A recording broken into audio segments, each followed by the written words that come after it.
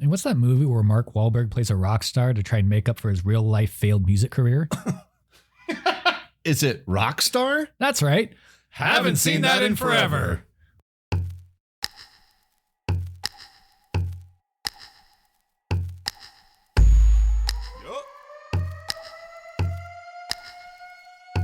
Do you like movies? Wreck your whole crew, then Colin and Nels got some movie buff tunes. It came out in 97, didn't get any better. Well, let's check anyways, I haven't seen that in forever.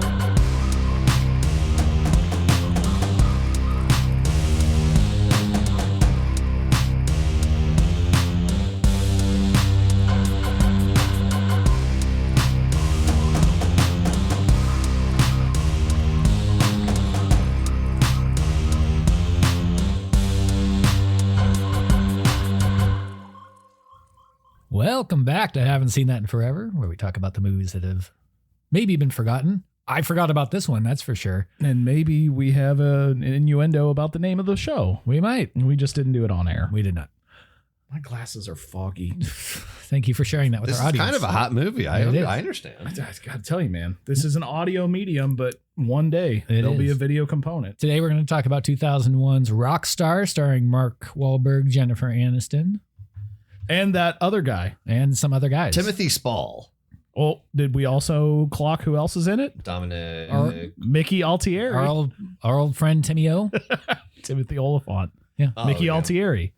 Watch Scream 2, will you? Or Good Lord. I like Timothy Oliphant. I Yeah, know but him. You He's didn't- much bigger than just the one movie. I made the joke about Mickey Altieri a few weeks ago and you didn't get it. I was hurt. You know who really shined in this movie was Matthew Glave as the brother. He was only in like 2 scenes. That But guy sucks. do you know what I recognize him from? He plays Sucks Wedding in this Singer. movie too. Yeah, he's in the Wedding Singer. he's the dick fiance. He's Just that. also just the dick. He's the dick in Corky Romano as the FBI agent. You remember that movie? He's typecast as You guys want some cookies? the big dick. The big Special dick. Agent Pissant. Get over here. Special Agent Pissant. So, Sorry, Mom. That's his name. so question for you Still guys. sorry. What is the best concert you've ever been to? Oh, I kind of was expecting this to be your question. I think I can probably jump in. Go for it. I think that I have a 2-part answer. So I used to go to a ton of festivals. So I've been to a bunch of concerts. Sure. Probably the highest production value was definitely either U2 or Muse at Bonnaroo. Matt Bellamy, the lead guitarist of Muse, was like playing with his teeth and like playing on like his Playing his instruments with his teeth. Yes, playing oh, his just guitar. not just like wiggling lead his guitarist. loose Yeah. teeth. No, Muse was incredible. U2 is incredible. I think my personal favorite though, which is not as like big, was M83.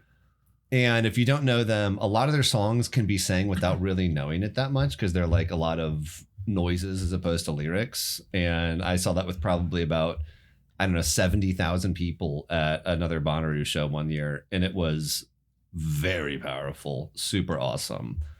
I'd say one of those. Cool. I don't think you guys are going to be surprised by my answer. It's an Alkaline Trio show. However, I've seen them probably 30 times at this point in my life. Mm-hmm. The best one that we've been to was here in Minneapolis, and I think it was at the Armory. It sounds right, the Okay. Armory. And we had the early entrance pass or whatever. It wasn't a meet and greet because they don't do that. So we got the early entrance pass, and we were able to go in before everybody else. So there was like 50 people that got that, and we were front row. And Standing. yeah, standing room. So we're front row, and Census Fail, Drug Church, Hawthorne Heights, those were the openers. And then Alkaline Trio played, and Jessica caught half of a drumstick from Adam Willard at the time was the drummer. He's not the drummer anymore. And that was one of the coolest shows I've ever been to. That's the closest I've ever been. We're 6 feet away from Dan Andriano and Matt Skiba, which if anybody knows me knows how big of a deal that would be. You have some ink on your body. I got a lot of ink on my body. Well, I got a lot of ink, but I got a lot of Alkaline Trio tattoos. Favorite band ever. No one will ever take their spot. And that was to me my favorite show. It was awesome. Cool. I was torn between two. I saw The Offspring last year at Target Center. They were very, very good. But top to bottom show was Linkin Park. Oh, their Meteora tour with Chester. 2003. Yeah. I mean, that's like height of their powers. They had I miss Chester. Yeah. R.I.P. Yeah, for real. They had Story of the Year and I'm trying to remember. Story of the Year is great. Yeah. Who else was on the bill? I can't remember who else was on the bill. But excellent show, top to bottom. I'm very glad I got to see them live. Honorable mention for me, in kind of keeping with the tone of this movie. My dad and I went and saw Van Halen. Oh yeah, back in like 2016, I think it was, maybe 2015. And Wolfgang was playing with them, and it was an awesome show. It was at Nationwide Arena in Columbus. Really, really good show. I'm not the biggest Van Halen guy in the world, but it was a really good show. Didn't Eddie write for this movie? Am I wrong in that? He helped write the advise on a song or two? He may have. I didn't see anything specifically that said I know that. Metallica did as well. Yeah, hopefully it wasn't Lars. No, he was busy trying to narc on people in Senate. Stealing pirate He was busy music. trying to teach the drummer how not to play drums. Yeah, I didn't see anything about. Have you ever not had rhythm? I'm Lars. I hadn't seen anything about Van Halen being a part, but there is a lot of heavy duty musicians. Try it again slowly. Musicians in this movie, and we'll get to all that. So this movie, the film started as it was supposed to be a dramatization of the real life story of a gentleman named Tim Ripper Owens, who performed in a Judas Priest tribute band. Tribute band. Not cover. Not a cover. Tribute. Not a cover. It was called British Steel. In 1996, after Judas Priest vocalist Rob Halford left the band, Owens was recruited to become the new lead singer. Warner Brothers caught wind of this, thought it'd make a great movie. Initially, the project was developed under the title Metal God. If you watch the end credits where they have some behind the scenes stuff, you can see the film clacker says Metal God on it. The magazines It does, too. yeah. The magazines, and there's like a montage of magazines coming out with Izzy's face on them. Those are called Metal God in the movie. We too. haven't learned about Izzy yet. They have not. They changed the title to make it more mainstream to a broader audience than just trying to appeal to metal music fans. I feel like you'd get more people going to a show called Metal God than Rockstar. I mean, Personally. I'm cool with either one, but I get what they're doing there. Yeah. But disagreements over the creative control and the portrayal of the band Judas Priest led filmmakers to move away from the actual story and move into the fictional Steel Dragon and Izzy. Well, another thing about that is Tim Owens actually became the lead singer of Judas Priest. Yeah, he did. Which is wild. Absolutely wild. It's not my movie, so I don't get the relevant question, but now I'm curious with this. If you could be the lead singer in their heyday of any band of all time, who would you pick? Queen. I wouldn't want to mess up history. You do kind of look like Freddie Mercury. I do not. Yeah, a little bit. No. You're both white. That's true. That's about where those similarities end. He's also like on not every possible aspect. Freddie's not Caucasian though. No, he's not. So was he Puerto Rican? No. What? Cuban? No, I think he was Indian. Oh no, he was Armenian. Armenian. Yeah, he was something like that? Armenian. I'll say not even that. Right. So I don't have anything in common with. I'm so sorry, Freddie. All right. Yeah, facial hair. Technically. You're both men. Yes. There we go. We found one. You're both male humans. Who would you pick? I don't know if I'd want to because I love being a front man, but I don't want to I'm such a bad singer and I also don't want to mess up. Okay, assume that it's not going to mess anything up with history and you can sing. Like who would I have the most fun being a member of? Is that the question? Yeah. It's got to be a hair metal, like 80s glam think it core. has to I think be, that's right? probably the dream then. Like 80s, early 90s has got to be the time period. You're wrecking hotel rooms. You're like a true sex, drugs, rock and roll. Yeah, like that. Yeah. That was the height of that. That or like Elvis, to be honest, just so that like every single person on the planet wanted me. You just like to step really weirdly. Got that. Oh, watch a little You karate. also do karate. You took the joke right out of my mouth. So who would you pick? And probably, I don't know, Elvis. Okay. Yeah. I think I'd probably go Gene Simmons. Kiss. Okay. Yeah, I think He wasn't even the singer though, was he? it was. I thought he was the He bassist. was one of the singers. You Oh, just well. like Shannon Tweed. I don't actually. Well, that's What about David? that's where that tongue Hasselhoff? ended up the most.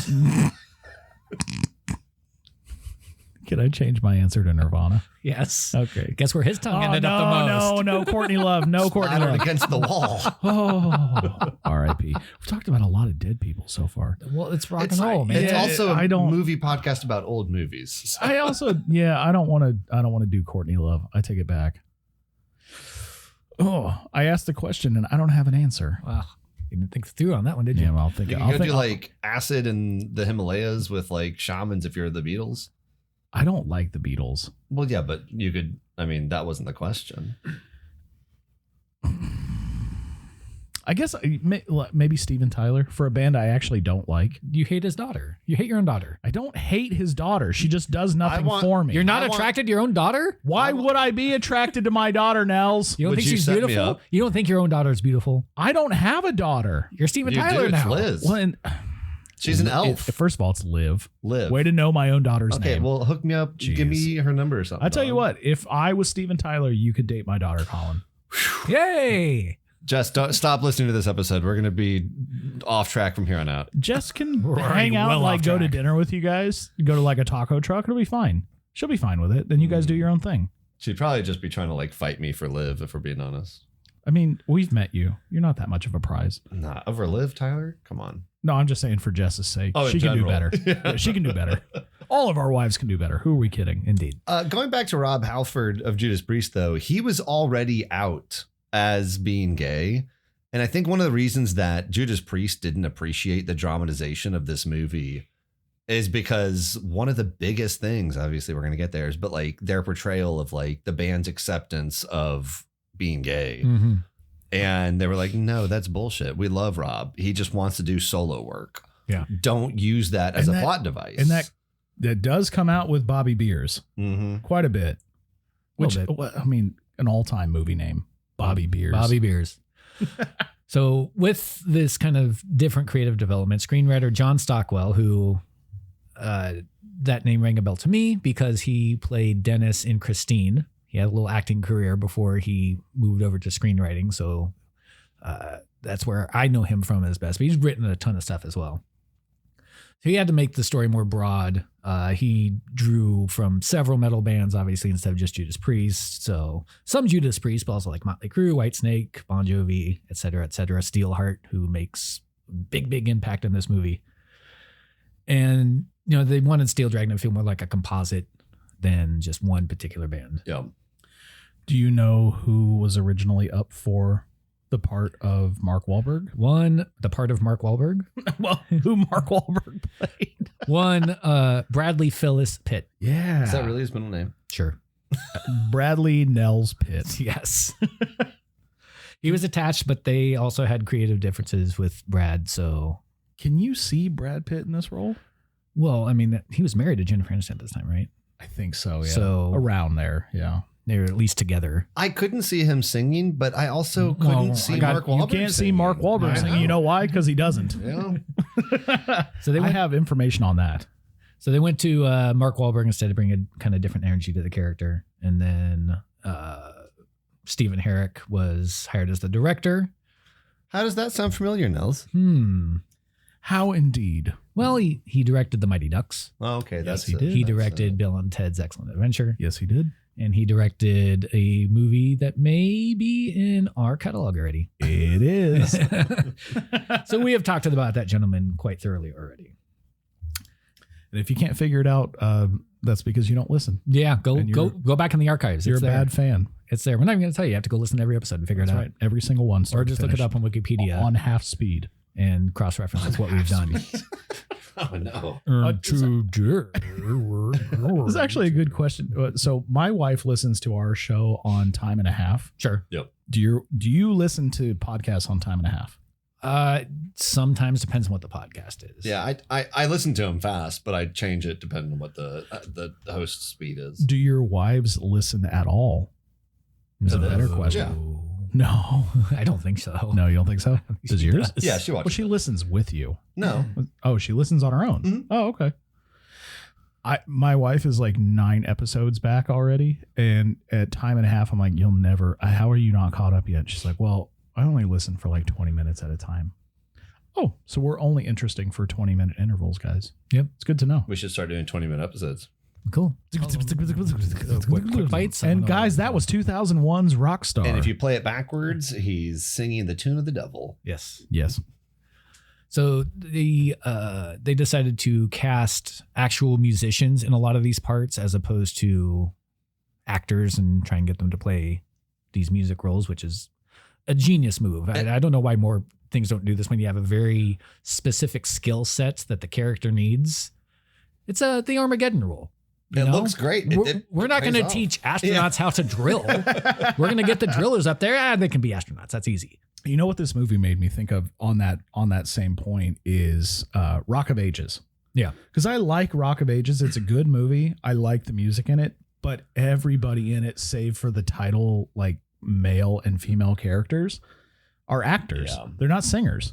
You get Alec Baldwin and Paul Giamatti and a number of Russell Brand singing, and they like they can sing fine. Well, you don't like Russell Brand as an actor, but you I love really his like politics. it. Yeah. It took a couple episodes to get that joke back out. So some of the musicians that we see in Steel Dragon, we see Zakk Wylde, probably one of the bigger names here. He, of course, was with Ozzy Osbourne, founded the Black Label Society. The drummer is Jason Bonham, who's the son of Led Zeppelin drummer John Bonham. Real quick on Zakk Wylde, Ozzy is the godfather of one of his children. I'm not surprised at that at all. Yeah, He's got a great look too. he does. They all do. They look fantastic. in No, this they movie. do. Well, and on John Bonham, like you said, son of Led Zeppelin drummer John Bonham, but he also plays now in a Zeppelin tribute Yep. band. Oh, there you go. Yeah. And That's about as tribute as you can get. They're not like No kidding. phoning My it dad in. did this. He also, John Bonham was also with Foreigner for a number of years. Jeff Pilson's the bassist, and he is the bassist for Dokken and then Foreigner in real life. He's got an awesome voice too. Black Swan, The End Machine, That is Whoa. in the The N machine. End, Oh, End, da, da. Gotta hit the D. yeah. In the Steel Dragon tribute band, you have, is it Blas Elias, Yes. who is the drummer for the glam metal band Slaughter. Yep. You have Brian Vander Arks, lead singer and bassist for the Verve Pipe. I love the Verve Pipe. And we'll get to him later. He actually has a Such a good, important role towards the end of this movie as well. such a good band. And then, of course, Stephen Jenkins, the lead singer of Third Eye Blind, plays the lead singer of the rival tribute band. which we've seen together. We Yeah. saw them at the food truck festival here in Minneapolis a couple years ago. Food was better than the bands. I disagree. Oh, well. I love Third Eye Blind. I thought they did a great job. yeah. One of the other things, one of the other people that were really important in this, Miles Kennedy. Did you guys clock him? Mm-mm. So he's a fan that's Yes. pulled on stage near the end. Oh, he's that fan. Yeah. Yeah, he actually was offered the frontman role in Velvet Revolver by Slash from Guns N' Roses, but he actually declined it. He is now a part of Alter Bridge with Mark Tremonti from Creed. Yeah, the band that did one of my favorite wrestling themes for Edge, Oh yeah, Alter Bridge. I love Alter Bridge. Good, an unknown band that people really should listen to. I love that so many of these guys are the kind of person who you see in public or something, and the only thought that comes to mind is like, that guy's probably a musician, probably a rock star musician. They all look the part, and then like just from a mile away, you clock them as like, whoa.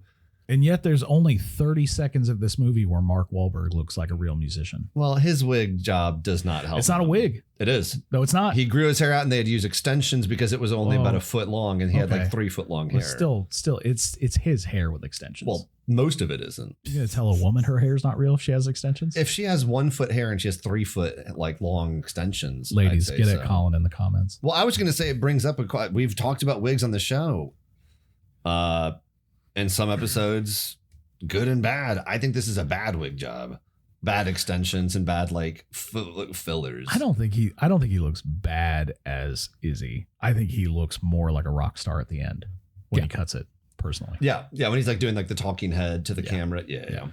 And we touched on it earlier that Mark Wahlberg did not sing the actual vocals for this. It was Lord, Thank help me you. on this one. Miljenko Matevich. I was going to Mat- let you take the stab. Matevich. Wait, Mate- I wanna hear you- Matejevich. it's Miljenko Matalovic. Miljenko Matevich. Matevich. Miljenko Matyalovich. Matilavich. I call him Eminem. Miljenko. I actually wrote a phonetic pronouncing. Miljenko Matyevich. Sorry, I did that incorrectly to begin with. But he is the lead singer of Steelheart, the aforementioned band we talked about earlier, who had a big influence on this movie. He provided vocals for all of Chris Cole / Mark Wahlberg performances. Except for the final scene. Yep. That was the aforementioned Brian Vander Ark of the Riverpipe. He did the Coffee House song Colorful. It's like we did the same research. It is. Sorry. So before we get into the meat and potatoes of all of this, we didn't ask, when is the first time you saw this movie? And how many times have you seen it? This was the first time I've seen it. Okay. I've never seen it before watching it for this show. Ironically, we were talking with Josh from the baseball show on Tuesday.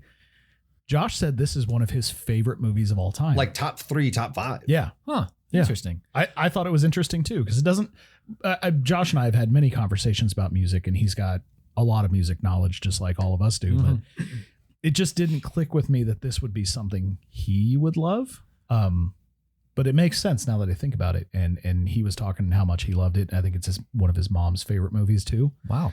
But this is the first time I've seen it. Excellent. It was never even on my Did you radar. know about it though? I think I knew about it. Like I remember seeing the poster of him walking along with just a guitar case. Yeah. But as far as interest, I never really had any. Yeah. I saw this movie in, I want to say like middle school. I don't think I quite saw it in theaters, but it would have been like a few years, like maybe 4 or 5 years out of theaters. I saw it in like middle school. I was really into it then. I've probably put it on in the meantime since a few times. I think I saw it on like TBS or something, or TNT. Like It's a cable staple for sure. Yeah. I started watching it a few months ago, just randomly, because I was trying. I don't know what originally made me bring this scene up, and when we get into the plot, obviously this is a very famous scene in the movie. But when he holds the note longer than Bobby Beers, and he does it like 2 or 3 times in a row, and it's kind of an infectious That scene. would drive me nuts. Of course. But it's a fun scene to watch as a viewer. And I was describing that to Jess and her mom when she was in town. And neither of them had seen the movie before, but both kind of knew of that scene. Like, no, I think even if I haven't seen it, I definitely know what you're talking about. So it's kind of got some like street cred, I guess, even if you haven't seen it. But I probably haven't seen it in a few years fully, because I only watched maybe half an hour a few months ago before we had to like head out and do something. But this has been on my wheelhouse for quite a while. Head out and watch the rest of it. Yeah. They're like, let's run an errand. I was like, the errand is going to be watching Izzy friggin' rock out for the next hour. Yeah. Thank you. Yeah. Good night, Cleveland. Tanya's on the screen, so bye-bye. Y'all two go. Actually, seriously, you two go. Just kidding, Jess and Mindy, I love y'all. I saw And this. Tanya. Mainly. Yeah. I saw this, mid 2000s somewhere, probably rented it on Blockbuster, saw it on HBO. Yeah. It's been a good 15 or 20 years since I've seen it. Whoa. Because it's 2001, right? Well, it came out September 7th, 2001. Oh, my. Oh, yeah. So I wonder why it didn't do great. Yeah. I feel like you have to. Wait, what happened? I don't know. You have to. Everybody pull just it. stopped going to theaters for guys- like 3 weeks. Guys, they hit the second tower. You have to pull it and re-release it in like January or something. And I know that's a death month, but like, I'm sorry, you. I was born in January January. It's not a death month. It's a birth month. for movies. You're also married in January, so That's true. Point stands. That's true. Well, you were probably getting married and getting born instead of going to the movies. Fair? I don't know how to answer that. No, I think guess that's fair. the weakest historically. I know y'all know this, but for like listeners, basically January through March is when movies are sent to die or to like just get produced on old school like DVD and video, and nowadays streaming. You'll just churn it out of the theaters really quick. You don't expect big numbers, but I still think if you had pulled it from theaters after 3 days and just re-released it, it's not like anyone would be talking about it still. Well, Throw an so American flag in the it's- background of a few scenes, and you probably make an extra $100 million. If you threw a baseball at some point in this movie, it's about as Americana as you can get. It's sex, drugs, rock and roll. Yeah. Throw a baseball, throw a football, It and is you're a good. British band. He's not British though. Well, he plays British. He tries to talk British. For like 5 seconds he tries, and it doesn't go well. It's easy to say like, oh, 9/11, that's why this movie didn't do well. But it actually opened at like number 4. Yeah. It probably wasn't going to do great anyway, and obviously 9/11 didn't help. And kind of got lost in the shuffle after all of that. Would you say that like people forgot this? You never forget this. Never. Yeah, Never I forget. got the joke. Yes. I got the joke. So let's get into what happens in 2001's Rockstar. So picture it, 1985, Pittsburgh, Pennsylvania. Wasn't alive then. Can't do it. The Steelers, the Pirates, their heyday of This is the Iron their Curtain? dominance of the 70s. In the 70s. Yeah. Oh. Yeah. It's kind of a rundown town at this point. Well, the steel curtain, right? Yeah. Iron. Oh, no. you They can- got nothing going That's on. fine. Iron's fine. That wasn't there either.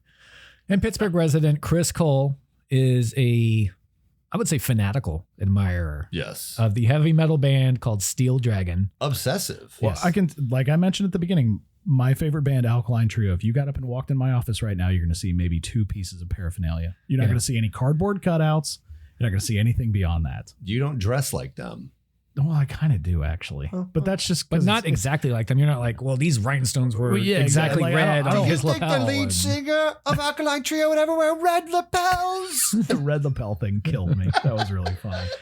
So his day job, he's a photocopier technician, which is a hilarious scene with his ponytail, and he's trying to talk to this guy about Trying to fixing explain it. how to fix the toner. That's Yes. relatable. That's actually very relatable. It's, just you watch that scene and you're like, I have had this conversation with a boomer. And it It sucks. sucks so much. So that's his day job. His night gig is being the lead of a Steel Dragon tribute band called Blood Pollution, which is the name of one of their songs. Pretty good name. So we see his brother, who's a cop, really just give him shit over this and talk about how he needs to like grow up and start being his own person. Chris turns around and gives his brother shit about liking Air Supply. I was going to say, who's the band he gives him crap for? It's Air Supply. and he's like, what's Which- wrong with Air Supply? I mean, to be fair, what is wrong with Air Supply? I think in the 80s it was probably. It's Yeah, they're like the good. They're a 80s good version band. of Nickelback, which is it's easy to What's dunk wrong? on. What's wrong with Nickelback? No, I'm saying it's just easy to dunk on because that's like what the cultural trend it's the decided dunk to on do. band of the time. Yeah. Nickelback catches a lot of undue hate. I don't like them though. Creed did too, but Scott Stapp, come on. Creed is great. I'll die on that hill. Creed's good. Josh, if you're listening, remember when we did that for Ben's birthday? Because we did. Chris's parents are weirdly supportive. They're terrific. I thought for sure we were going to see just the stereotypical, like the dad's like you need to get a job or you need to get a real life, almost like the brother is doing. I was thinking like a la Justin Long's mom from Waiting.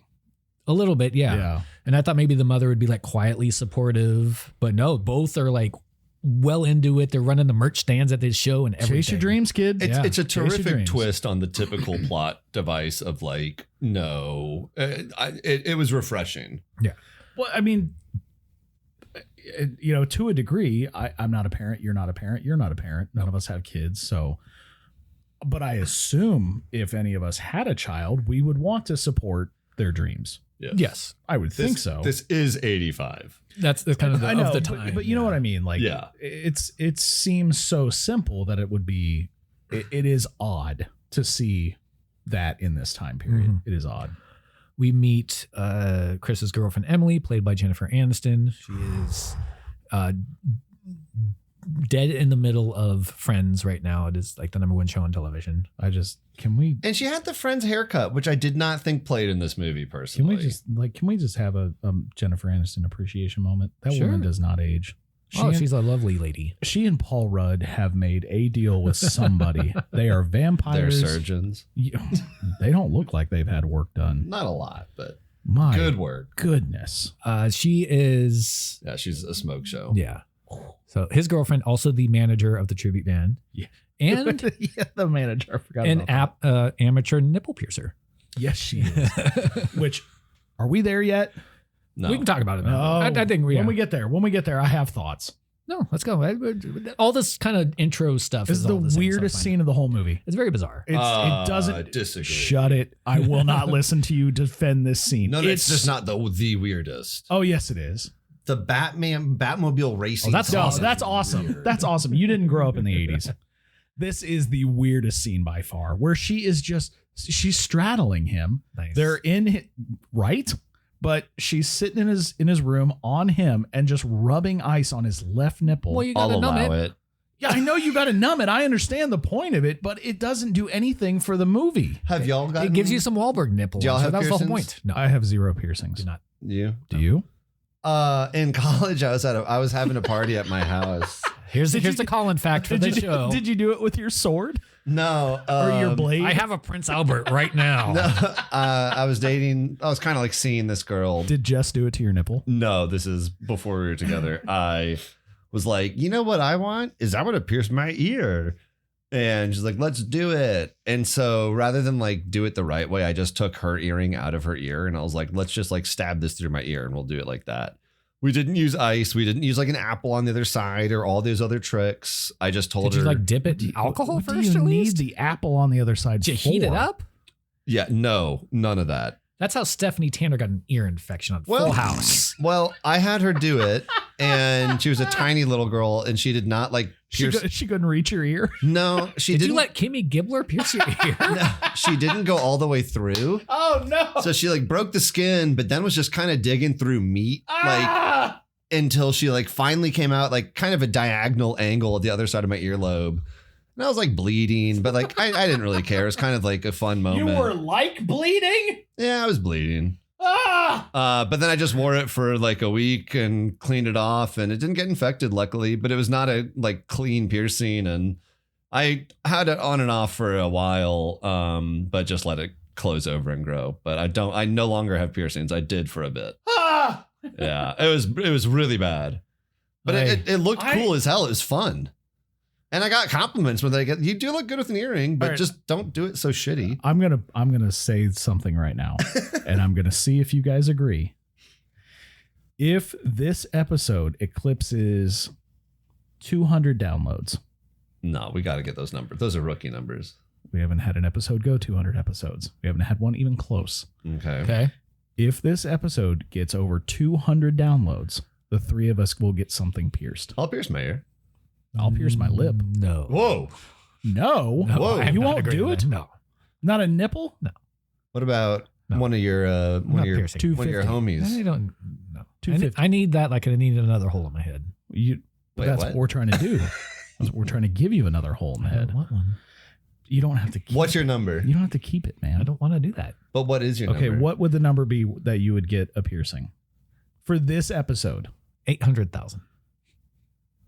All I right. know, I was just okay. So Hey, put Ben. the word out. So Just kill the- 250, is that what we're doing? Or just- 200? You just kill the bit. Why don't you?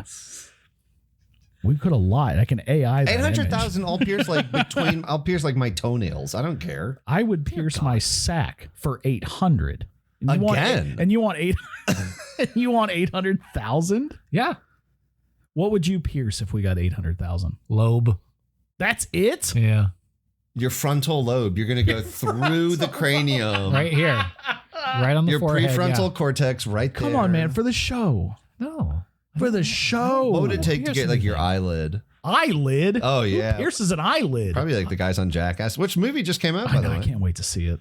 It came out about a month ago. Okay, for an ear, If I say yes, can we move on? if you actually mean it. I mean it. Let's move on. Hang Okay, on one second. 200 or 250? 250. Sorry, that's the that knocking on the door was we did bring in an attorney, so they're going to go ahead and draft We're gonna up some sign it after this. paperwork. All right, guys, listen to this episode and tell your friends. 250 downloads, and I will show you what it is. When we hit that, the three of us will Is there a get time? something There's got to be a pierced. time limit on this. That's a good call. I don't want you coming to me in like 7 years saying we finally got 250 downloads. Let's say 250 in 2 months. Okay, Is that fair? fine.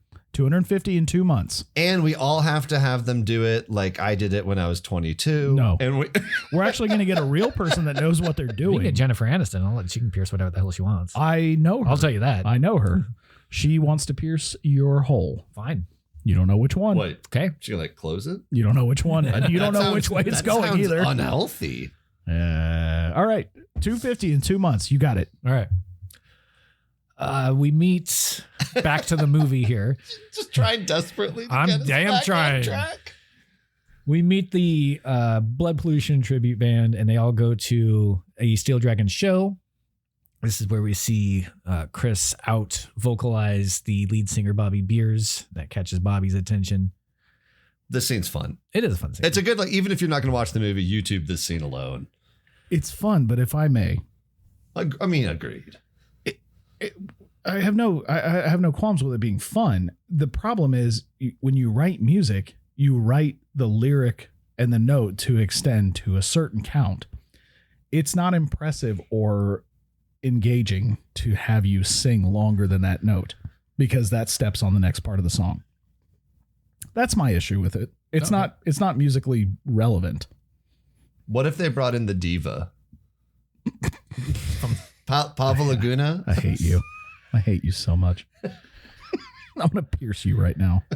After the show, they meet up with a rival Steel Dragon tribute band who are like taking other Blood Pollution flyers off windshields and putting up their own. With an oddly similar name. I didn't catch their name. Isn't it Blood Cult or something? I don't remember. It's other tribute It's band. Blood I something. don't remember what it's called. This is the one that's headed by Stephen Jenkins, and they have a little face-to-face like Anchorman in the parking lot where they start talking about like the knockoff tribute band, and Chris is like, well, he didn't dress like that on the album. He didn't have that red lapel. Who puts a red lapel on? And That scene is really funny. it is. They don't actually fight. No, they like start slapping each They other. do, and they grab each other's clothes and like, don't you tear it. Don't you tear it. That's Don't you tear it. I think Don't you the- push me, I'll push you. The best parts of the movie are the tongue-in-cheek ones, and I really, really, really love Timothy Oliphant's character because he has like this long, very, very thin mesh, Yeah. long sleeve shirt that goes like down to his fingertips. Yeah. And he grabs his exact Doppelganger. On the Yeah. other Yeah, end. they're all wearing Facsimile. they're all wearing the exact same outfit. So they each grab each other's arms, but everyone else is kind of grappling, and the two of them aren't doing anything. And they're just like, "Don't rip it, man. That's a nice shirt." And he's like, "Well, you let go of my shirt. This is a really nice shirt too." it's Dude, let go. There's not a ton of humor in this movie, but this scene made me laugh really hard. Yeah. It really did. So now we move to a rehearsal of Blood Pollution where Chris and Rob, who's his guitarist played by Timothy Oliphant, have a little back and forth because Rob wants to kind of make the music his own, and Chris is very adamant to note this is a tribute band, not a cover band. We don't need change to play anything. exactly Yeah. as it is. And to the point that he's like the whammy essentially on the guitar. He's playing back the song and saying, hit it Yeah. like this, hit it like That's this. half a second too long. Yeah, exactly. Yeah. It's very specific. It is. So they have their next show, a very cool looking set, at like some sort of industrial. Yeah. I had a note about it. He's like, "Thanks to all the hard hats here at Key Steel Mill for letting us like rock out." Yeah. I cannot think of a single more dangerous place to show an illegal like after hours than this freaking steel. Maybe like a live Well, on the other range. side of the warehouse, they were shooting the end to Terminator 2. Oh my god, a steel mill!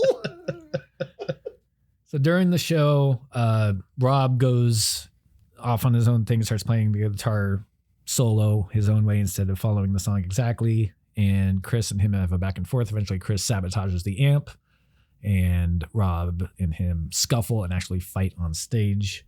It is alluded to this isn't the first time this has happened. Here we go again. Yep. So we cut to the next day. Chris goes to his rehearsal, but discovers he's been replaced by Bradley, the Stephen Jenkins character who was in the previous tribute band. So that band couldn't be that great because they were able to poach him pretty easily. So I'm guessing And he brought with them all the equipment.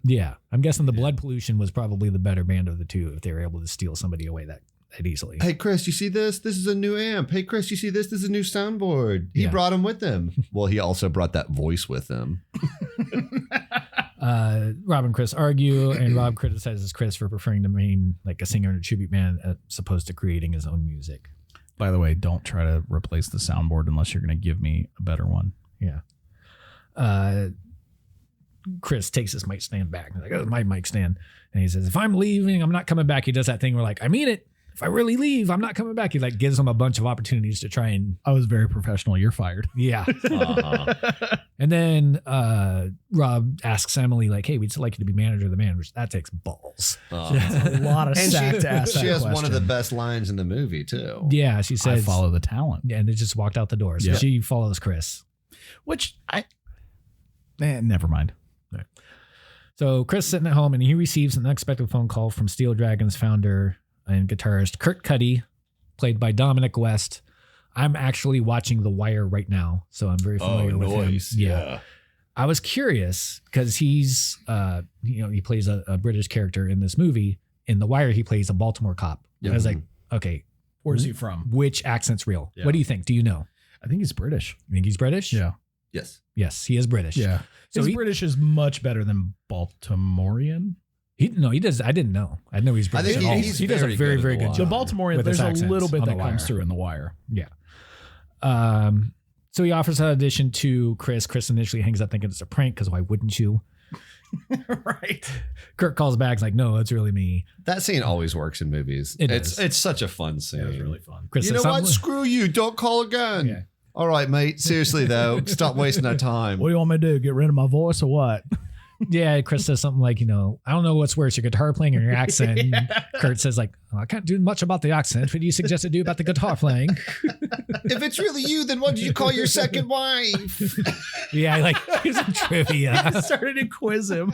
What's your second wife's name? I haven't had a I second called one her yet. Snow Bunny, but actually that was a nickname I gave my first wife because only then did I. And he's like, Oh, they said about the third one. He's like, I called the third one that too. yeah, Although, speaking of bad wigs, oh, this one's rough. yeah. Yeah. This movie doesn't have great wig work. They don't. I didn't see who the hairstylist or I wig feel master was. They were Wig probably work going is for a- like Brian May of Queen. I had to think with Dominic West's character. It kind of gave me like British Parliament. That's what vibes. I was. Yeah, it's Yeah. like British Parliament, but it's not brunette white. instead of brunette. your local politician coming. Yes, Chris. Your taxation. So Chris finally agrees. I'll come meet you, and they go to the studio, which is at I think it's at Kurt's mansion, isn't it? It is, yeah. in L.A. Can we pause for a quick second? I have a question. Sure. Because he tells him on the phone, he says, I've got a ticket waiting for you from Pittsburgh to LA, essentially. Yeah. He takes Jennifer Aniston and They- they tell Tanya when they get off the plane, the assistant that was there to pick them up, Yeah. we traded in the first class ticket for 2 coach tickets. Right. Yeah. Would you be pissed about that? They weren't. If I were who? The person that bought it. No. No. I mean, you already spent the money. It's a little rude. I didn't invite her. He did Kurt did specifically say, "Don't tell anybody," and he immediately He picks up called the her phone. and calls immediately. Yeah. Emily. He goes, thanks. Click. Bring. So I thought maybe that's just me, Yeah. but I felt. Do you like think would that be a little Tanya was a rude. little upset about it?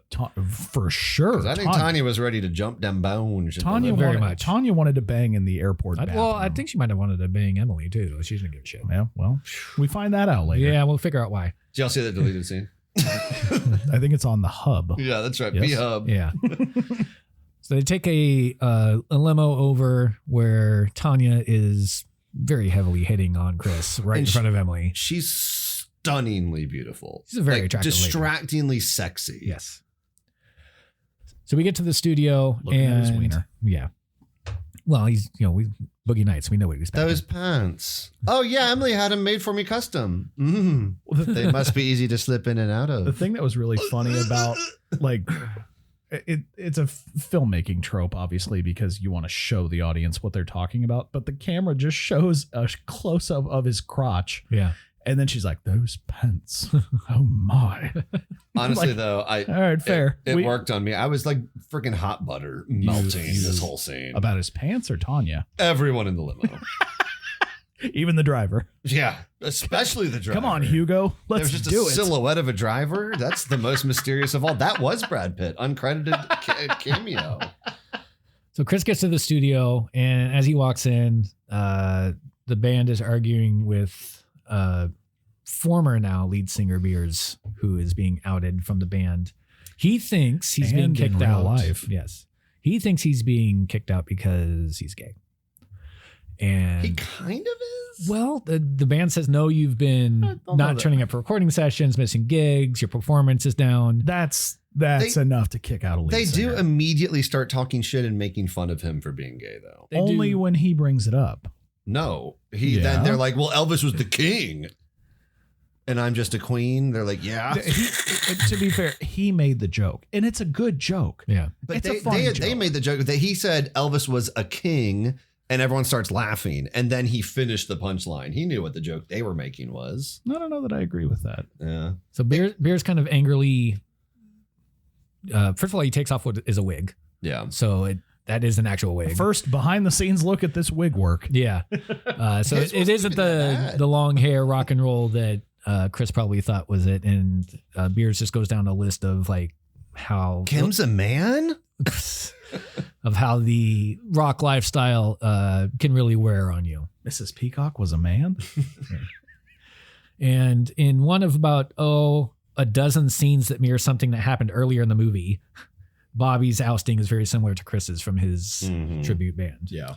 Also, one of them says to like, look, I don't care that you're gay. Just keep it away from me, which is such an outdated freaking. I hate that. I feel like I heard that so much in high school. Oh It's my like, oh, you're gosh. gay. Just don't try to bang me. And it's like Like you're that desperate. You're 15.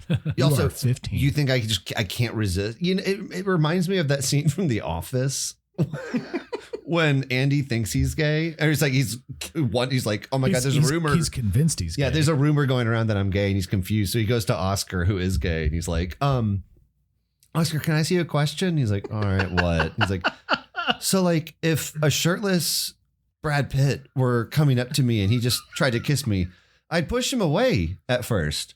But I wouldn't resist. But like if he kept on fighting through it, I might let him. And Oscar's like, in this scenario, Brad Pitt just needs to have you. He's like, yeah. He's like, I don't know. You might be gay. I don't know.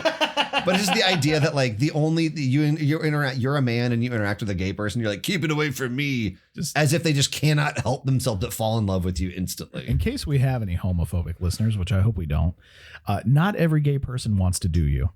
I feel like that's a PSA from us to you. Yeah. So Chris gives an audition. It starts out a little clunky, but he ends up killing it, and he gets the gig. He is the new lead singer of Steel Dragon. And this thing rules, like them kind of talking behind the glass partition. He can't hear them, and they're like shifting their eyes. Yeah. It's a really fun. He locks eyes with scene. Emily, who kind of gives him I love support. You. Yeah. I also have a real issue with this song. I do because that song. I love that song. I have no problem with the song as a whole, but music like technicality, it's the beat is written in like 5/8 or like 5/9. It's lost us. crazy. And the lyrics are in 4/4. So you know what 1, 2, 3, 4. Yeah, you know that. That's what he's singing in, but the beat is like Well, it's a real Steel Heart song from what I know. I saw. know it's but it's a very strange musical arrangement because listening to it for as much musical history as I have, I couldn't tell you where the intro was. I couldn't tell you. I don't know either. I know nothing about music. My life, test my soul. And if I played that beat, you couldn't find it either. So Chris gets the new stage name as Izzy. So we'll be calling him Izzy from here on out of respect. Or I like when Timothy Spall's like, hello, Chrissy. So they have a big press conference. We see him trying to talk in a British accent. We see the reaction of his former tribute band mates all being kind of jealous. Except Rob has a little wry smile of kind of pride. That. Yeah, he and Rob have it's a good friendship. Yeah. Question is, how does he keep his voice in shape? I can't remember what he say. Go ahead. He doesn't answer it. Dominic West next to him's like, he's like, well, like my choir teacher of the day gave us a lot of vocal warm-ups and exercises. And Dominic West, like, he eats a lot of cat. Poonan. Eats cats. Well, Pootang. Say it. he's like, JJ. he eats a lot of pussy. There Oh you my go. God. It's disgusting. And he's like, Oh, you're gonna say that. That's what it is. Oh, and jeez. I think the reason the scene is noteworthy Sorry, is Mom. it's so funny that this scene this is exactly what I would do on this show as a bit, but they include it in the movie because when he says that, it cuts to his family watching it. And the mom goes, well, like father, like son. And I about fell out of my chair. I was like, that's literally a joke I would make. And they had the mom do it. And the dad's like, that's right. And then their older brother, like the cop, is like, come on, guys. Come on, Mom. That's gross. It's just the like father, like son. So Steel Dragon has their first concert with Izzy as the lead singer. He's very nervous. Emily's trying to talk him up and keep him calm. And we open up on the stage. He's up at the top of like this big stairwell. He's singing as he comes down. And then he slips and just absolutely eats shit. Oh, Wait, yeah. do we have a slow motion fall? It's our first one in about a month. Hey, I think we have a jingle for that. Okay.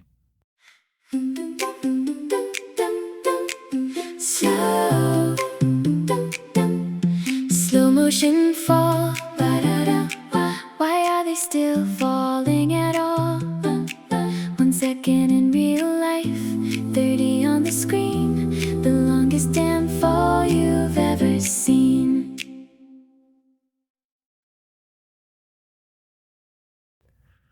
Chris is lying there at the bottom of the stairs, blood dripping down his head, manages to get up and kill the rest of the performance looking rock star as hell with the blood coming down his face. Really endears himself to the crowd. Kind of by best continuing case to sing. scenario. Really, it worked out well for him.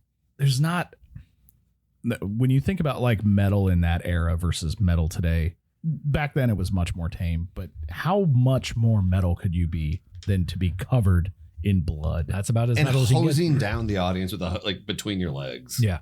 The Dickos. The Dickos. The does. The The Dacos. Dickos. The Dickos. So after a very successful first show, we go to the after party where Chris and Emily are just overwhelmed with all the booze, all the drugs. Tanya slips them God knows what. And they start just getting frisky with the entire club. I'll have what they're having. They had everything, so you're going to have that. They had the whole menu, I think. So we wake up the next day. And we open up with Emily waking up. Can I ask, what's a sexier scene, though? That like dance scene where he's being sandwiched by Tanya and Jennifer Aniston, which is it's just a super hot scene. It's very long. They're making out. They're like hands all over everybody. Or the only one I can think of that's hotter in our pod is like Kevin Spacey having bathroom sex in The Life of With David Berlin. Gale. That's your comparative? I'm gonna go with Rockstar. Yeah. Yeah, I'm gonna go Rockstar. Because I mean, anybody out there that hasn't seen this movie, watch it and tell me you wouldn't want to be sandwiched Oh, between my God. Jennifer Aniston and Tanya. I'll say my this, goodness. I brought up Timothy Spall earlier. You probably know him best as Peter Pettigrew in the Harry Potter series. He's the band's like fixer. He's not the manager. He's like their He's like their writer manager. like who's the guy in the Eagles who's like the Eagles like fixer, problem get it done guy. John Lennon. Well, he's a big like famous guy at this point, but like Matt's is just their guy who gets it done. And I think that he might have the best performance in this movie. You buy him so hard as a creep, but like also kind of a guy you want to have on your side. And Is he a creep? well, the smallest little maneuver where he barely just like slowly puts his hand on like Jennifer Aniston's back and he's like, oh, hey, gravity doesn't exist anymore, right? And you're like, oh, he's kind of helping, but oh, I don't trust him. Well, I don't trust him, but I don't think he's a creep. Yeah. I don't know. That's just me. I thought his performance is I Matt's put my hand on both of your rock, backs. Am I a though. creep? Yes. Oh, bummer. Well, you also weren't like pouring me drinks at like breakfast. Yeah, when- yeah, I was. Well, You, at your you birthday. didn't know it. So after all the partying in the club, we smash cut to Emily waking up in a hotel bed with random people.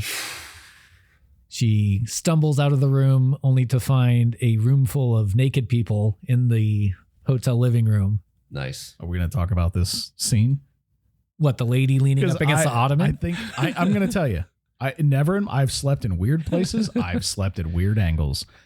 Never in my life have I slept sitting upright, tits out, with my head cocked to one side on a couch. Yeah, she's like diagonal, but still kind of, I don't like, she's not like slumped.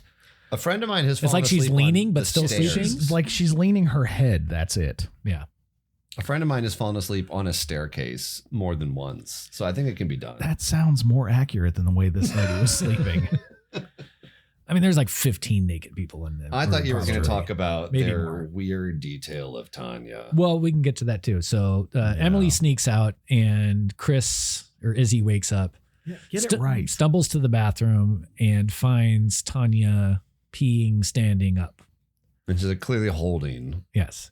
A pee-pee. And he Pepe. is very disgusted. So keep in mind, this movie already had people be homophobic, make homophobic remarks and jokes. And they're also all like aware that their number one groupie / employee is trans. And you might think, oh, that's kind of progressive of them. I mean, like them being homophobic is weird, but no, turns out that they refer to her later as an it and a that. And Mark Wahlberg's disgusted by this. And he's like, ugh. Yeah, he like turns away disgusted. She's not in the movie much past this. I give her a lot of credit, though, because she doesn't care. She's No. like, yeah. Well, also, you she's saw me pissing. She's like a 12 out of 10. So like, I don't care either. She's smoking hot. So the band kind of get the montage of them going on their tour. Montage. Yeah, montage time. Izzy experiences all the excesses of the rock and roll lifestyle, trashing hotel rooms, nailing the furniture to the ceiling. I buy both of those. Yeah. I sure. Riding a motorcycle through the hallway and crashing it in the door. I get that too. I don't get the Batmobile race scene. That doesn't seem rock star. He's racing the for Batmobile. He's racing for pink slips, man. It's the Batmobile. But it seems like a fever dream that was in another movie. You've doesn't seem- You've never wanted to race the Batmobile? No. There's a chance that Oh. I don't know. They found out they had access to the Batmobile and we're just like, we gotta put it. He somewhere. kind of drives it for the rest of the movie. He does. You're right. Well, I would do. I'd drive it for the rest of my life. Yeah. I would have a driver so I could get wasted as a rock star and not get a DUI like all the celebrities out there right now. Well, they did it during the day. So we go forward. I don't think they said how long, maybe 3 months of this, Ish. 4 months. Yeah. Izzy is about to do an interview when Emily comes up to him and says, "This life ain't for me, and I am going to bounce. I'm still love you, still want to be with you, but I just can't he's do like, this. tour don't leave anymore." me. She's like, no, I'm not leaving you. Yeah. I'm leaving this. Yes. She's going to start a business in Seattle, right? A Seattle. coffee chain in Seattle in 2000. So or like 2001, but filming in 2000. You Well, gotta it think took place they're- in this is like 1987. Oh, that's true. It's the Yeah. 80. Yeah, they're probably going to get run out of business pretty fast. Or Or do you think they are? She was the original Yeah. Starbucks. We can talk about it at some point, but I don't think Seattle was an accident for the timing of the timeline of the movie. No, that Was wasn't she an the accident. Starbucks mermaid? I Because think that so. mermaid's pretty hot. She might be. We I think gotta- those boobs you look guys familiar. have got to stop fantasizing over drawn people. You got to stop it. Can't stop, won't stop, never intend to. Just boobs and coffee, man. Boobs and coffee. I like both those things. Well, Nels only likes one of those things. I do. He doesn't drink coffee. Is it coffee? I'll have some milk in it though. Ah. Ew. So Emily bounces. They decide that we'll get back when the tour comes through Seattle. We'll meet up in Seattle. Yeah, Izzy, And we'll be sleepless until then. one of Izzy's bandmates who's getting a blood transfusion, overhears it. Yeah, that is wild. What a weird scene to include. And Well, it's, doesn't- he's got a traveling nurse, apparently. Didn't Keith Richards famously do that I think so. a ton of times? So I Yeah. think that's probably what that's about. Who's that? Oh, liver don't work like it used to. Like, yeah, I'm sure Who's it doesn't, that buddy. idiot billionaire who's like, I get Elon my Musk. No, he's like, I get all of them, but he's like, I get my son's blood to look good, and we all pretend that he like looks fine, but he looks like a friggin' vampire. like, Taylor Swift. loser. There's like 80 of them like that. Taylor Swift. Oh, They all think they know better. He's like, haha, I get young blood all the time. I'll live forever. And we're like, you look like you're 70. And he's like, would you believe I'm 40? And we're like, yes. Barry Manilow. Yes. Whatever one looks like a cat now, I can tell you that. that's again a lot of them. Dane Cook. Yes, probably. Not a billionaire. No. He has maybe a comma. I was going to say multi-thousandaire. He has a comma in his bank account. That's He right. owns his own studio apartment. Not even a studio, just the apartment. He owns a Honda Civic. He shares it with his mom, but I'll tell After you 5 more what. payments. 5 more payments and it's mine. The bandmate warns Chris that the relationship's a lost cause. You have to play the part of a rock star, and especially with the long distance thing, man, it just ain't gonna work. He does. So we have another kind of montage, and we see Izzy just really living it up without Emily hanging around, really hitting up the groupies. We roll to Seattle. Emily walks into the hotel room. She has to take the elevator up with literally like 15 groupies That are all talking about how they're there to bang Izzy. Yeah. If I get to be with Izzy, I am going to shit bricks. Yeah. I can't. Maybe this is just me. I can't handle that voice. I think she was supposed to be annoying. to die. I will say, can we talk real quick about what she asks Jen Ann? She's like, and like look, eyes Jennifer Aniston's character up and down. She's like, do you dance at Chubby's? And she goes, no. And she's like, you totally could. Strip club named Chubby's. And Chubby's has got to be amongst, I've always found fake strip club names to be one of my like favorite, just like jokey subjects. It's hilarious. Chubby's is up there. What was the one I gave in the group chat? So I asked these two guys yesterday, I was like, what are some funny fake strip club names? Ben said Beef. That's for a male strip club. That sounds about right. I thought of another one. Okay. Flaps. Oh, God. So the reason I think it's funny too is I was once doing Parks and Rec trivia, quick tangent. I was doing Parks and Rec trivia like forever ago. And some friends and I were trying to remember what the strip club that Tom Haverford either owned or like went in on was called. Oh, it was it wasn't Snake Juice was the drink. Yeah, that's but the it club. was the club was this called is a strip club. It's different. Strip club in I Pawnee. think, yeah, he maybe just went there a lot. But so when we got this question, if we don't know an answer at trivia, my like approach is to cheat. Well, no, like let's try to work around it. Let's think around it. Let's just, okay. First of all, we know it's probably something kind of weird, kind of gross, but funny, and we'll work from there. So we're just coming up with ideas for strip clubs that are Snake Hole Lounge was the club. Yeah, that's not the strip club. That's the club. So we're trying to think of like things that are funny sounding, but kind of weird or a little gross. The answer was the Glitter Factory. That's right.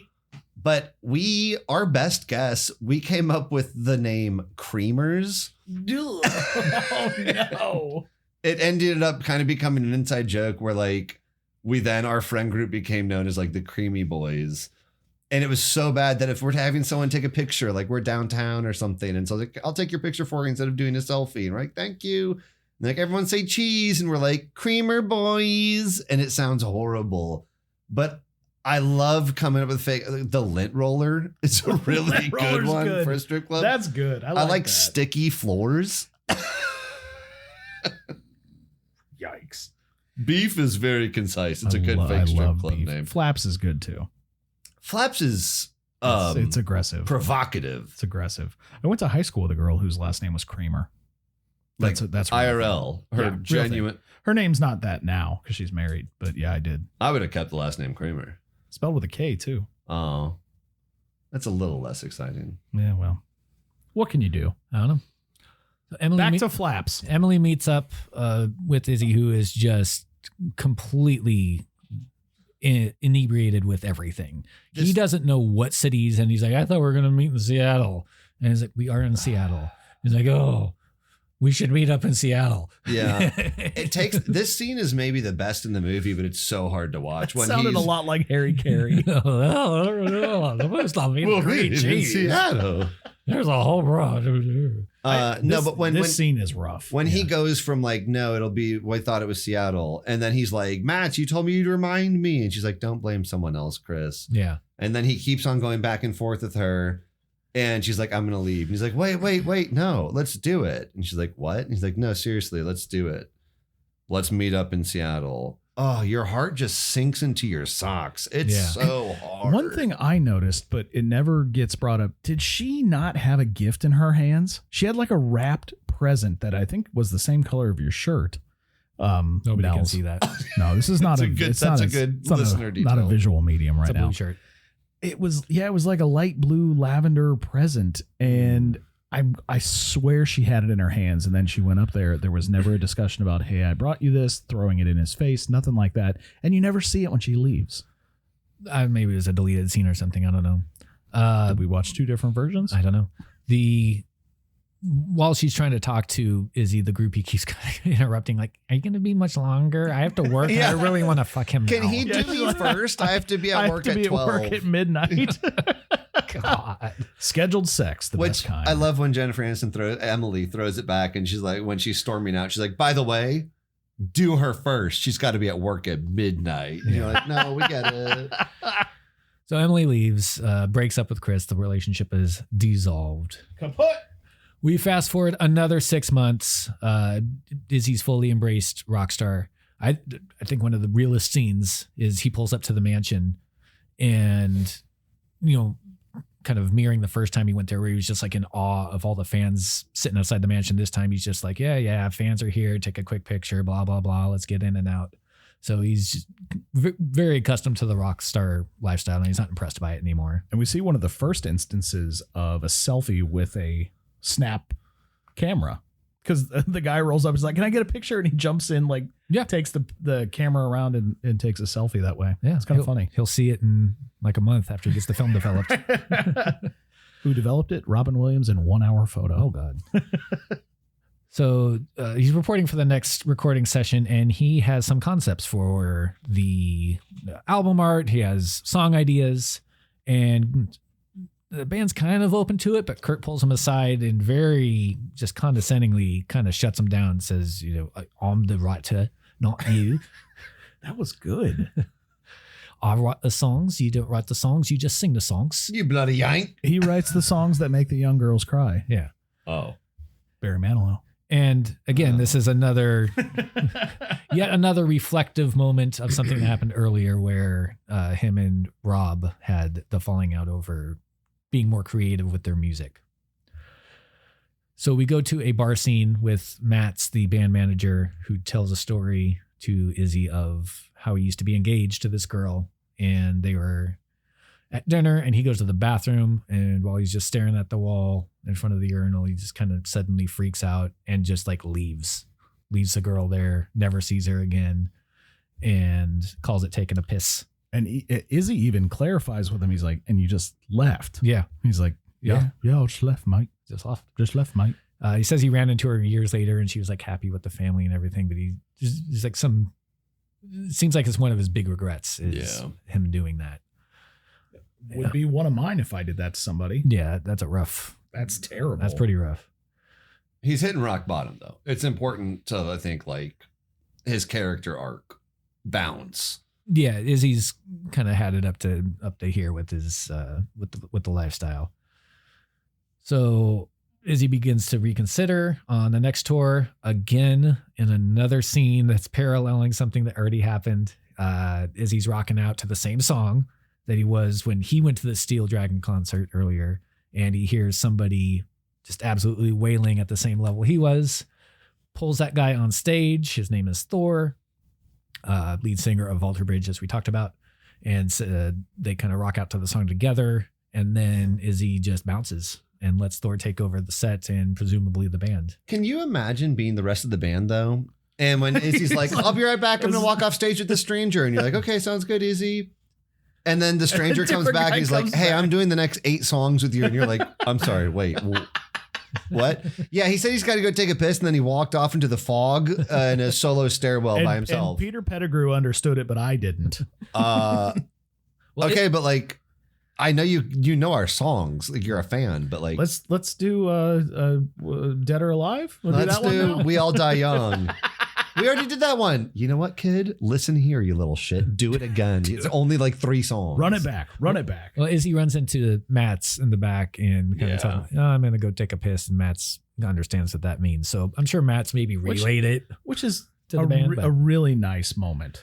Like, I don't, the surrounding situation is not great to just walk out on your responsibilities, but Matt's understanding what he was saying and why he was saying it, and understanding like, I gotta let him go. was actually a really nice I think moment. that actor crushed this role. I agree. And he just kind of like his eyes tell so much as he silently takes the drag and then nods and gives him a hug and is like, I'll see you again. Yeah. And like they know they're not going to see each other again, No, but they say it they're anyways. And you're like, oh, Yeah. It was a really nice honestly, moment. it kind of gets you in the feels. Yeah. So Chris ditches the rock star lifestyle. The name goes back to his original name, Chris, and travels to Seattle. Hooks back up with Rob. By the way, both these guys have cut their hair to look like exactly And 1991. So Rob's in Seattle now too, not Pittsburgh. Apparently, that's Yeah. what I picked up on. The ending, I hate the ending. So we can get to that. I thought the ending was way different, and I actually have a much better ending than I thought it was. Oh yeah, let's go Nels. It can't be any worse, I can tell you that. They went out with a whimper. Well, I mentioned before. I think obviously Seattle, early '90s, we're about to hit the grunge boom. And they looked a little grungy. That's what I thought. I thought this was And he specifically told. Cut his hair that looked very much Yeah. like everybody besides Kurt Cobain. That And was in the grunge that scene. is Mark Wahlberg's hair. That's how much hair he had. He looks like a rock star at And the end. I love his hair at the end because Yeah. that's his actual hair. He looks at the end but it like was a rock star. It was not quite to his shoulders. It was about almost to his shoulders. That's how It's much hair like he a- actually had. It's like a male bob. And I thought it looked terrific. It does. It does. And that when I say he was like wigged up earlier, to your point, yeah, no, it was extensions. But like if you have, he said he grew it out for months for this role. I saw a year. Well, according to Mark Wahlberg, it was months. But like, no, hair down to like nearly your waist. That's not months. That's years. Yeah. Ask Dan. Yeah. When I first met y'all about a year and a half ago, mine was down to like almost like, I don't know, around here, like my sternum. You had it under a hat then because we never saw you with hair that long. Well, the few times I took it off then, and you're like, whoa, You did have I forgot that you you did have longer hair than you have now, but I don't remember it being down to your chest. It was like high, like about here, which is like below shoulder. I remember it being like mid neck. So you might have gotten it cut when I saw it. Yeah, that's Amanda was doing. Well, this is Yeah. Let's talk more about visual things that none of you can see. This is another one. I'm not quite sure how much time passes. They don't really say Mm-mm. between him leaving the band and him starting his new stuff in Seattle. Emily has not only gotten the funding for and developed a business plan and started, but she now has a fully fledged, successful coffee shop Yeah, Chris is shown outside looking in the window. He still has his long in hair. the rain. In the rain. Come on. So he hasn't cut his hair. So it's probably, presumably, when he first gets back to Seattle, he seems like maybe he's too ashamed to go in and see her. I hate this ending. Yeah, so the much. rain scenes. The whole Well, yeah. And I think it has to be at least like 3 months. I would say that he's in Seattle before she discovers him because I couldn't say. and granted, I've never lived in downtown Seattle. I've been there, but I've never lived there. I don't know how often you come across flyers for live music that you pay attention to. This is probably late 80s. And this is in the 90s now. Okay. But still, there's no cell phones. You're not staring at your phone. You're looking around. So I You don't know look it up. how often you're going to run into that. And, she presumably likes music, having been the manager. So of the Doesn't bands. like him very much though, because she rips that whole Brings the whole thing thing up. down. Why didn't you just show up? Let other people know about the show. She's That's like, what I'm telling Moyne? you. That's what I'm saying. Why are you going? Yeah, Emily sees a flyer of Chris's performance. As great Takes as the flyer down, goes to see the show. He's in the middle of the performance, sees her walk in. It's the worst song of the movie. And The that's song the is real colorful. That's a real song It by sucks. Verve Pipe. It sucks. I know. It does I know suck. what it is, but it sucks. It's kind of a alternative rockish ballad. It's more I guess. whiny than Timothy anything. Oliphant is so insanely handsome in real life. His haircut in this scene, They look the same. blows. They look Oh, the same. I thought it was bad. They look the same. They have the same haircut. It didn't fit him at all. That's Yeah, what no, the haircut I don't no. think it worked on Timothy. It's not. Everything about this scene doesn't work for me personally. But let's get into the scene. Yeah, and then I'll- I don't even know if I mentioned him about and Rob hook back up, and they're bandmates again. So he's performing the song, sees Emily walk in the middle of the set, says, "I'm going to go talk to Emily." leaves the stage. Hey, he's good at doing that. We've seen it thus. He's done it a few times. Yeah. He leaves the stage. He goes and talks to Emily, and they reconcile and kiss. But they don't really reconcile. They just say, "I missed you. I missed you too." He pets her face. They kiss. I would End credits. I think it would have been a stronger ending if they didn't say any words at all. I think Or if they were talking, but we didn't hear it. it would have made more sense. I don't know that it would have been better. If we just heard the music in the background and we saw them talking, but we didn't hear the words, I would have preferred that. So here's what I thought the ending was. I swore I thought this was what it was. I already like it better. it was all the same. He's singing. He sees her walk in, and they kind of smile at each other, and that was it. Fade to black. Yes, thank you. Yes. I thought so that much was better. the ending. That's so much better. I could have swore that was the ending. The better. I had to look it up and see if this was like an alternate ending, like Salt. I don't. I thought, were there two I endings? already Am I asked that already. misremembering it? We Yeah, so watched two he different actually versions. bombed a school with a bunch of kids in it, like Angelina Jolie's character. If he dies, he dies. Oh, now we have Walton Drago in here. All right, for Apollo hating that Creed. movie, I think we mentioned it once a show. Oh yeah. Salt's by far most talked You about. want to talk about movies we dunk on? That's a 2-foot rim. That's so easy to dunk on. 2 foot. I don't disagree with you. That would be an absolutely more appropriate ending to this. Yeah, leave it a little ambiguous, but they probably To me, though, Reconcile. I'm not the guy that you want to come to for like discussing happy endings because I don't think every movie has to have one. Yeah. I would have been okay with him leaving the band and the ending being him walking out into the smoke. sure. I would have been totally fine with that being the ending because we know what he's going to do. We know what his goal is, and it's to get back with Emily because he wants the complete opposite of what Matt's told him he did. Yeah. He's searching for that family. He's searching for completion in his life. And what we get is this disgusting slap shot held together by bird crap and a prayer ending where they may end up together. We don't know. But now we have this expectation that they are going to be happy going forward because we saw them together one last time. Yeah. I think it's lazy. I think it's stupid. It should have ended with him walking into the smoke, or like you said, they acknowledge each other when he's on stage, and that's the end. Yeah. Don't give us this ideology of what's going to happen next. Give us the end, and that's it. Yeah. The ending sucks. We do get a couple of updates during the credits. Cuddy's talking about the band, and they're not doing so hot without Izzy, and also probably the hair metal fad is starting to run out here in the early 90s as well. Bobby Beers is shown doing the Irish dancing fad that was running rampant through the 90s. He becomes Michael Flatley, Lord of the Dance. I know. I just thought that was It was weird. It's hat on a hat. It's an odd choice, but also Michael Flatley is very famous and very successful. So that is 2001's Rock Star. One other piece from the credits. Did you catch the prank they played on Marky Mark? Yeah, they're doing they're gonna do a band scene, and they play Good Vibrations, his hit song from Marky Mark and the Funky I Bunch. really enjoyed that. That was really funny. I didn't enjoy when Marky Mark was doing Black Sun No. and trying to be like a hardcore rapper and doing his best. There's no context to it. If there was context, it might be funny. He's like, enough of this, showing the rock on sign, like Just with keep the two doing it. fingers up, and Keep then doing he's it. like, keep going. but how about this? And like does like a like shitty fake gangster sign, but he's not speaking like I am now. He does West Side.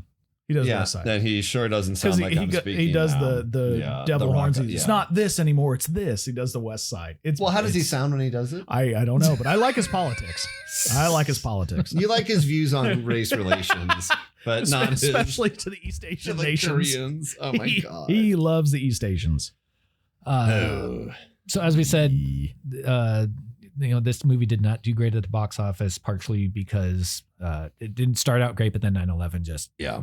tanked any chance it had. Yeah. I don't think it would have been a smash hit. Hit it but I right in the think tower. It had to have been a bigger movie than it ended up being. Even just Probably, been a like I bit. said, we mentioned, Jennifer wow. Aniston's right in the middle of Friends here. It's the #1 show. So, Mark Wahlberg is, he's a movie star at this point. 2001 for He's sure. a movie star. So it's not like, it's a big gamble on somebody or anything like that. But yeah, it didn't do great. Critics, they're okay. They thought it was kind of formulaic, predictable story, a lot of cliches. It is. They didn't but- like the departure from the source material of Tim Owens. Mhm. Yeah, but that story is never going to be the most interesting. Well, I mean, we won't know because they didn't tell it. Well, fair. You can read about it. Yeah. And you should. It's a very interesting story. The performances were applauded Mark Wahlberg and Jennifer Aniston. People thought they did well. They liked the concert sequences. I thought they were very well done. Oh, yeah. I mentioned how putting actual musicians in these roles as opposed to the other way around, absolutely the way to go. I actually liked a lot of the music too. I thought I did. if Steel Dragon was a band, I would be a fan. I played We All Die Young for Jess because she couldn't watch this one with me. And she didn't get to watch it a few months ago when I had it on for a bit. Not a bad standalone song. No. Would you be a fan of Steel Dragon if they were real? I would, and I'm not the biggest hair metal guy in the world. Yeah. I like some, like I know people don't like Rat, but I really like Rat. Yeah. I like Poison. Round and round. Exactly. Rat's great. Poison's great. Comes around. I like Motley Crue. Yeah. I don't know that you can call them hair metal. They started hair metal, but they didn't. I end think that more way. just, yeah, metal, rock. I like that genre of music. I think it's fun. I think for the most part, they all kind of sound the same, which upsets a lot of people, and that's fine. So yeah, I would listen to them for sure. The rock community accepted this movie pretty good. They liked it. Again, you have a lot of rock stars in it. This is all kind of the start of that 80s nostalgia kick that was happening. You had The Wedding Singer come out a few years ago, Romeo and Michelle. And I love The Wedding Singer. Yeah, we'll So get to that, good. I'm sure. We can talk about the Dick fiance / Dick brother cop again. The big dick. Yeah. You guys want some cookies? We're doing Porky Romano. Oh no. Jesus. No. So that's what critics thought of Rockstar. Let's see what we thought about Rockstar. Hit us with it. We will. Let's rate this on 1 to 5 Steel Dragon albums signed by the whole band. Whoa. A scene we did not discuss. We did not. Yeah, there's That's funny. one of the early scenes. I guess it's his little brother. I thought it was his nephew. Maybe His that nephew makes or more brother. sense. Either one. But there's a kid in the house somewhere. He's like Yeah. 2, and he has a hold of one of the Steel Dragon albums. And Chris is like, you gotta be careful with that, buddy. Look at that. It's an Signed. original print, and it's got this mistake on the back, and it's signed by the whole band. You gotta rock on. Makes him do the devil horns with his little toddler hands. It's fun. That's pretty fun. If I had a kid, I'd make him do that. So 1 out of 5 Steel Dragon Dragon albums albums signed by the signed. whole band. Before we do that, would I can speak. Good thing I have podcasts. Would you be willing to attempt to do your very best 80s hair metal Scream. rock scream? We can do that at the end. Okay. We'll close out the episode with that. I'm not willing because I'm already way too loud. That Well, I'm go stand in the afraid- corner. Yeah, you can step away Blair from the mic. Blair Witch it. Go stand in the corner. Does Jess upstairs or your dogs know? You can call her and let her know. Just send her a quick text. Hey, I'm about to scream. I'm safe. I'll rate this first. Go ahead. All right. I loved this movie when I first saw it. And again, I mentioned it like roughly middle school or something. I think it's kind of best for that age as like a hell yeah, cool. Because the last third of this movie in my mind is by far the weakest part. It does not it fumbles the third act. I don't think it really closes it out well. So therefore, the first and second act are by far the best. It's fun in the first, it's cool in the second, and that's what I wanted growing up. When I tried to watch this a few months ago, I, as I mentioned, only got through really like the first 30, 45 minutes. So like the first act and the scene where he's like at the press conference and he's taking pictures and he's just beaming ear to ear. And I love that scene because then the photographer's like, be a bit more metal, mate. Like, no, a little bit more metal. And he's just still smiling so big and everyone else is striking these cool poses. And he's like, no, I'm sorry. In the front, Izzy, don't smile. And he's like, oh, okay. But then he's just so excited that he's smiling anyways.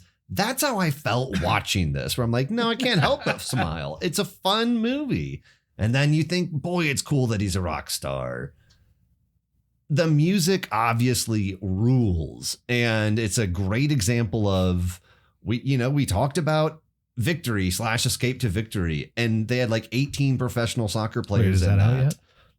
Have we released Yeah. that yet? Yes. Okay. Just making sure. And World Cup was weeks ago. Oh, And yeah. Congratulations to one of the 4 teams that won. And we talked about how great the players who are professional players look as opposed to just having all actors. In the same sense, this movie sounds great because you have professional musicians. Mm-hmm. I love the first act. I love the second act. I dislike Mark Wahlberg. I don't like a lot of his movies. I thought he did really well in this movie. I gotta be honest. He surprised me. And he worked with a lot of vocal coaches, not to sing, but to practice his breathing to show how good he was at doing it.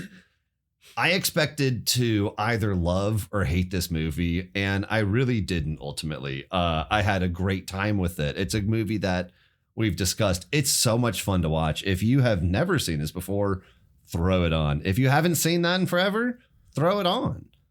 I'm going to go just ahead of the curve down the middle. Even though it has an unsatisfying rushed ending, it completely wins you over. It's a killer, authentic soundtrack. It's infectious rock and roll energy, great cast, highly entertaining ride for any fan. I'm going to go 3 out of 5 Steel Dragon albums signed by the whole band. That's our longest one. Oh, I'm so glad Take I got that Take a out. breath, man. I could have just said autographed, but no, I wanted to be a dick. Take a breath. I don't totally disagree with you. And I'm going to hit on something that you brought up, and I thought I was going to be the only one that brought this up, but I'm glad you did too. Mark Wahlberg's work in his preparation to believe that he's singing, I think is actually unparalleled in this movie. I don't think it's difficult to spot when someone's lip syncing. Yeah. I don't think it's hard at all, especially in a movie. SNL, the Super Bowl. I don't think it's hard at all.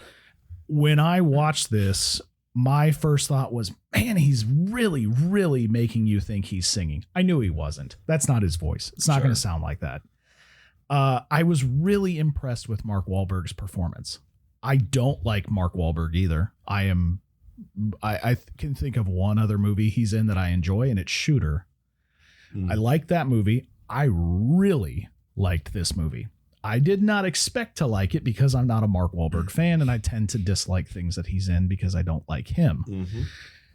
I went into it with an open mind. Thank my wife for that because I tend to be a little cynical. No. I know. It's shocking. The hell you It's shocking for the two of you to learn. I love Matt's in this movie. His performance is amazing. I enjoy Jennifer Aniston in this movie quite a bit. I think she never loses that edge of like, I'm the manager. I know what's best. Listen to me. And I'm glad she doesn't, because the worst thing this movie could do would be to turn her into some like puddle of emotion that's just like, whatever you say, Chris, I'll do. She's not there just to move his character along. She has her own character. And I love that. I really enjoyed her character. Thank God. Yeah, she's great. I actually really, really appreciate the attention to detail to actually, like you said, put real musicians in the movie, because there's nothing more annoying in a music movie than to watch like a shot of a guitarist not moving their fingers. And they kind of look like the Country Time Jamboree, where they're like just, the Chuck E. Cheese. yeah. And they're moving their right hand because they know that's all they have to do. And there's nothing going on with the left hand. Yeah, they'll move up and down the frets, but they'll do nothing with their fingers. It's like, well, you're doing nothing. You're doing nothing. So I appreciate that attention to detail. That makes the movie feel much more authentic than a movie like Rock of Ages, which I do enjoy, but it's way less authentic. I really had fun watching this. Yep. I agree. You should watch it if you haven't. I would probably rewatch this. I enjoyed it that much. I'm going to go with 3.75 Steel Dragon albums signed by the whole band. All right. Nailed it. Nailed it. How good does it feel? I feel like I need to take my shirt off now. Like I just scored a goal in the World Cup. There you You go. can scream. We're gonna. We will. I like this movie for the most part. You can probably tell through my recap. I think they just absolutely beat the death. Let's reflect something that happened earlier in the movie. I mean, they did that like 6 or 7 times. So to the point where it's really noticeable. I agree that the third act doesn't land. And the ending sucks. Sorry. Yeah. Forgot to mention that. there's a lot of time jumps. You don't really know where they're at the end. You can guess, like we said, but you don't really know. And it just seems like they're just kind of rushed the ending. It is a fun movie, though. I do think it does the metal genre of music very well, especially for a band that mostly doesn't exist. I know some of the songs do. And like I said, if Steel Dragon was real, I would be a fan. And I think if you played some of their songs outright for somebody who didn't know they were from a movie, they would think it was a real band. Because the last third of the movie wasn't great, I will give this 2/3 of a good rating. And I will give it 3.3333333. Repeating, of course. 33333. Steel Dragon albums signed by the entire band. It was whole band. It is the entire band. Oh, did I mess it up? It doesn't matter. I thought it was whole I thought it was whole. Well, I'll have to go back and listen. Okay. I feel like it was whole band. Yeah. I If know I who's messed it up, screaming first. Did I miss my own thing? You messed your whole thing up. All right. So are we going to do this? You want to go stand in the corner? I want to go stand outside. Well, I mean, we're not far from outside. You can do it. I mean, the neighbors will be confused, but it's daytime, so we don't have to. I've already leaned One back, of y'all so- do it first. Go ahead, Nels.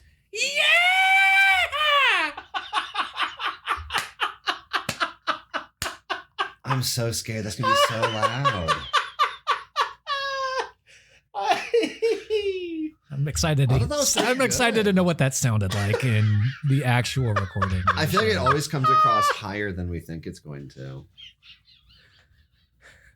That was so good. I was taken by surprise. All right, I'm going to narrate this. If you're for going to do everybody. something stupid, you don't do half-ass stupid. You do it That's all the right. way stupid. Colin has moved his chair back a good, 6 inches. Like that's going to make a difference. This is not 6 inches. Well, That's yes, what she said. You could take your headset off. Yeah, you can get up and walk away. The mic will still pick you up. I don't even want to do it. You I do. can't sing. I just did it. I have never seen you nervous ever. I don't sing. No, You I'm don't not have to nervous. sing. He's What like do I the say? metal screen, just like I did. Yeah. Okay. You gonna gargle first? He's getting a drink. He's getting a drink, folks. Yeah. That was good. I don't know that I can go.